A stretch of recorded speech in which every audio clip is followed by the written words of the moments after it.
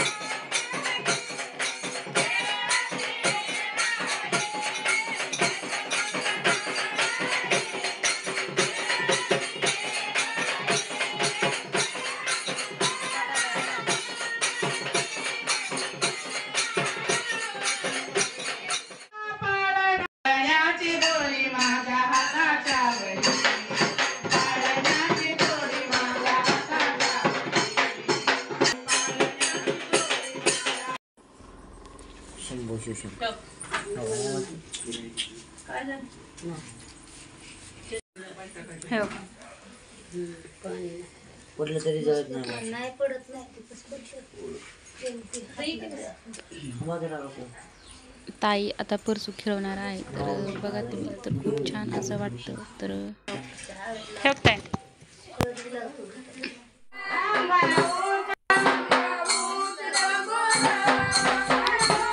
इडा काढायचा आहे आणि हळद पण लावतात. तर इड्याचे जेवढे पानं घ्यायचे असतात तेवढे मोठे चांगले घ्यायचे. तर कट केलेले कातरलेले ते असतात तसले खराब पानं बिलकुल नाहीत घ्यायचे, मोपून पानं घ्यायचे. त्या आणि नंतर जेव्हा इडा काढतो त्यावेळेस मग त्याच्या पुढे थोडीशी वाढवायची असतात. तर छान पानं घ्यायची आणि त्यानंतर हळद सगळ्यांना लावायची आणि नंतर मग इडा काढतात.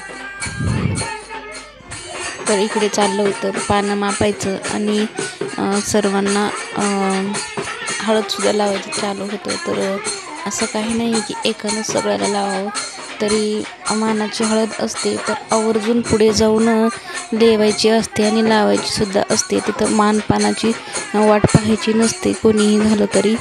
तर एक म्हणतात ना, एक नशीब लागतं कोणत्याही गोष्टीचं भागीदार होण्यासाठी. तर हे तर देवाचं असं आहे. तर हे तर खूप नशिबवानाच्याच गोष्टी असतात यामध्ये. तर म्हणून मानपानाची तर बिलकुल कसलीच इथं गरज नाही लागत. तर मला द्या किंवा मला लावा म्हणून असं म्हणायला सुद्धा हरकत नाही.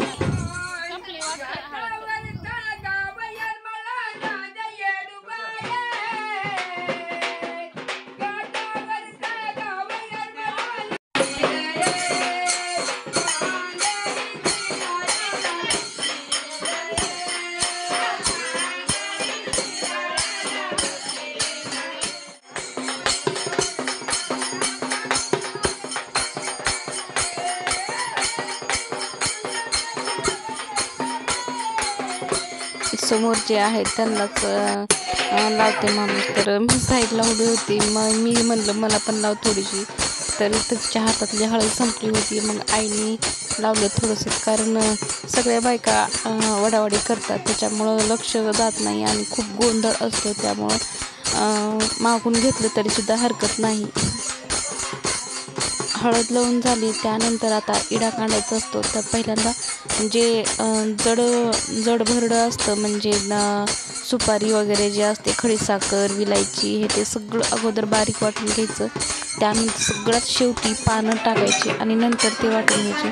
खूप असा रंगला होता विडा. तर आता इथं चाललं आहे पाऊड दिलेलं आहे आईला आणि त्यावरती गाणं म्हणलेलं आहे. म्हणून तर आमची चुलती हसत होती, कारण ते गाणंच तसं होतं.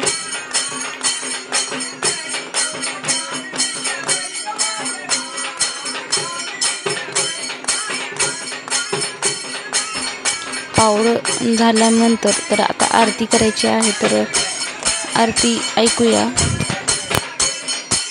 ताई आणि भाऊजींनी आरती घेतली आणि इकडे सर्वजण आरती म्हणत होते.